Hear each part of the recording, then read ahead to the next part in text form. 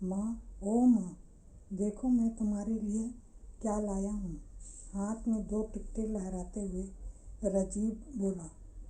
माँ हाथ में माला फिराते हुए बोली, यह क्या है बेटा? इस पर राजीव बोला, माँ तुम मुझे बहुत दिनों से गंगा स्नान करने के लिए बोल रही थी। माँ अब कुंभ का मेला लगा हुआ है तो मैंने सोचा कि समय ठीक है, इसलिए तुम्हें गंगा स्नान करवा लाऊं। यह ट्रेन की 2 टिकटें लेकर आया हूँ। पर विमला जी बहुत इस पर खुश हुई और बोली कि क्या सचमुच बेटा तू मुझे इस बार गंगा स्नान करवाएगा? हाँ माँ, क्या मैं झूठ बोल रहा हूँ? तुम 5 दिन बाद चलना और इसीलिए अपना ज़रूरी सामान इकट्ठा कर लेना। माँ ने कहा, क्या सभी लोग चलेंगे? इस पर राजीव बोला, नहीं माँ, मैं बहुत ज़्यादा मेले में भीड़ रहती है, इसीलिए मैं 2 ही टिकटें लेकर आया हूँ। माँ ने गंगा स्नान की बात सुनकर अपनी बहू को देखा और सोचा कहीं बहू नाराज़ ना हो जाए। इस पर माँ ने राजीव को कहा कि बेटा तू मुझे अकेला संभाल लेगा क्या? घर में तो मैं किसी तरह चल लेती हूँ, परंतु मेले में कैसे चलूँगी? इस पर बहू ने कहा कि माँ जी अब ले जा रहे हैं तो चले जाओ, हम लोग तो कहीं और भी घूम आते हैं, मेला हर साल थोड़े ही लगता है। माँ, तुम्हें अपने बेटे पे विश्वास नहीं है क्या? जब से तुम गंगा स्नान की रट लगा रखी थी और अब जाने का समय आया तो आप घबरा रही हो। माँ, दोनों गंगा स्नान के लिए ट्रेन में बैठ गए।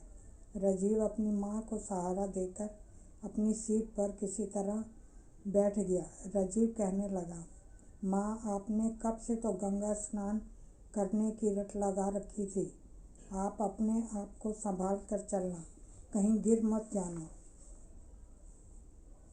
माँ कहने लगी कि मेरा तो अब सफ़र करना बहुत मुश्किल होता जा रहा है, इसीलिए अच्छा है मैं तो गंगा जल घर में ही मंगवा कर स्नान कर लेती या ऋषिकेश तक ही चली जाती, तो मेरा दिमाग काम नहीं करता।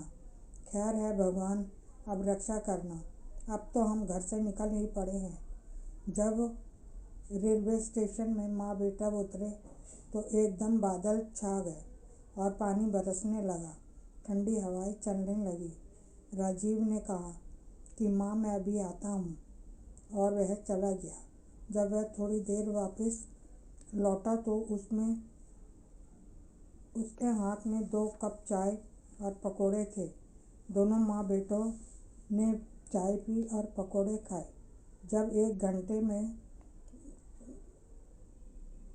घंटे में धूप निकल आई तो राजीव ने ऑटो रिक्शा पकड़ा और मेले के पास पहुंच गया।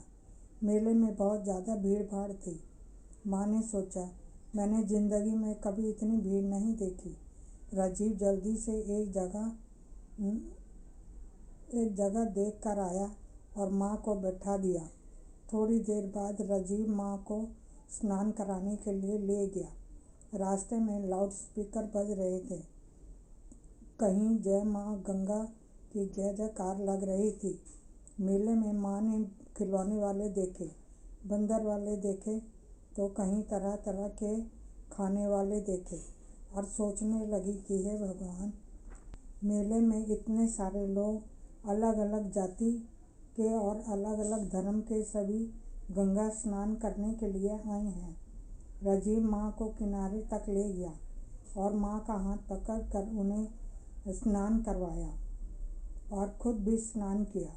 स्नान करते हुए विमला जी सोच रही थी कि हे भगवान, तूने आज मेरी बरसों की मुराद पूरी कर दी, और कहा कि मैया मेरे राजीव जैसा बेटा सभी को दे। अच्छा हुआ इस साल गंगा स्नान करवा दिया, पता नहीं अब कभी आ भी पाऊंगी कि नहीं। माँ ने कहा कि बेटा अब ज़्यादा देर चल नहीं पाऊंगी, मैं अब बैठना चाहती हूँ। इस पर राजीव ने कहा कि माँ अब तुम डेरे में थोड़ी देर तक आराम करो, मैं मेले में थोड़ा घूम फिर के आता हूँ।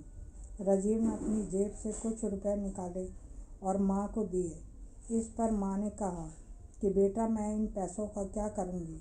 राजीव ने कहा कि माँ, पैसे तो वक्त बेवक्त काम आ ही जाते हैं। इस पर माँ ने कहा कि बेटा, मेरे पास ये 500 रुपये का नोट मेरे पल्लू में बंधा है। राजीव बोला, नहीं माँ, हो सकता है कहीं मेरी जेब न कट जाए या कोई ठग मिल गया तो आपके पास तो पैसे रहेंगे, तो कम से कम काम आ जाएंगे। राजीव अपना थैला उठा कर चला गया और माँ ने अपना थैला अपने सिर के नीचे रखा और सो गई। जब आँख खुली तो सूर्य अस्त हो रहा था और राजीव का कहीं अता पता नहीं था। उसके मन में आशंका घेरने लगी, क्योंकि अनजान जगह और अनजान लोगों के बीच मन घबरा रहा था। राजीव भी अभी तक नहीं आया था। थोड़ी देर में विमला जी ने देखा, कुछ आदमियों का झुंड भागता चला आ रहा है। फिर पता चला कि एक हाथी मेले में घुस आया है। चीख पुकार सुनकर विमला जी को राजीव की चिंता सताने लगी। विमला जी ने एक यात्री से पूछा। उसने बताया कि कुछ साधु का झुंड हाथी पर बैठकर स्नान करने जा रहे थे, तो उनमें से एक हाथी बिगड़ गया और यह कांड हो गया। कई घायलों को अस्पताल ले जाया गया और कुछ लोग मर भी गए। उन्हें सरकारी लोग उठाकर ले गए हैं। इस पर उस यात्री ने उनसे पूछा और सामने पुलिस को दिखाकर उनसे पूछने को कहा। विमला जी ने पुलिस के पास जाकर रोते हुए अपने बेटे के बारे में पूछा, तो वह पुलिस वाला विमला जी को जहाँ मरे हुए व्यक्ति को इकट्ठा किया गया था, परंतु विमला जी को यह संतुष्टि हुई कि उनमें उनका बेटा नहीं था, परंतु उन्हें यह लग रहा था कि कहीं राजीव डेरे में उनका इंतजार तो नहीं कर रहा। इस पर पुलिस वालों ने कहा कि माँ जी, अगर आपका बेटा आपके बारे में पूछने आएगा तो हम उसे डेरे में भेज देंगे। रात का 1 बज गया था। विमला जी ने चादर बिछाई और वहीं लेट गई, परंतु पुत्र वियोग में उनकी आंखों में नींद नहीं थी। इस दूसरी जगह में विमला जी किससे पूछे कि उनका बेटा कहाँ है। अगर बेटा न मिला तो वह घर भी अकेले कैसे जा पाएंगी। मेरी भी मति मारी गई थी जो मैं गंगा स्नान के लिए जिद कर बैठी। वह अपने ही ख्यालों में उधेड़-बुन में लगी रही। उन्हें नींद नहीं आई। वह सुबह उठते ही पुलिस चौकी पहुंच गई और पुलिस वाले से बोला कि उसमें पुलिस वाले से बोलकर अनाउंसमेंट करवाने को कहा। पुलिस वालों ने कहा कि माँ जी, आप जाकर स्नान करो, मगर आपका बेटा आ जाएगा तो हम उसे डेरे पर भेज देंगे। पर माँ का मन नहीं माना। विमला जी पुलिस वालों के पास बैठकर रोए जा रही थी। मेला भी खत्म होने को हो गया, परंतु राजीव वापस नहीं लौटा। पुलिस स्टेशन में एक पुलिस वाला विमला जी के रोने का कारण जानकर उसने उनके घर का पता पूछा, तो विमला जी ने उन्हें पता बताया। तो पुलिस वाला बोला कि मैं भी वहीं का रहने वाला हूँ, मुझ पर विश्वास रखो। चाहो तो मैं आपके घर तक पहुँचा दूंगा। बस से उतर कर विमला जी ने अपने घर की तरफ वह पैदल ही चल पड़ी। अपने घर के सामने पहुंचकर विमला जी ठिठक गई और देखने लगी कि वहां पर सफ़ेद रंग का टेंट लगा है और बहुत से लोग खाना खा रहे हैं।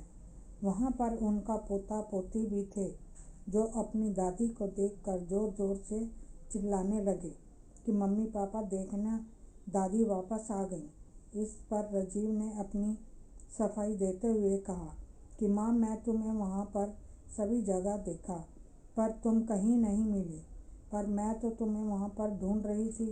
पुलिस वालों से भी मैंने पूछा। पुलिस वाला मुझे यहाँ गांव तक छोड़ गया है और तुम यहाँ पर मेरी 13वीं मना रहे हो।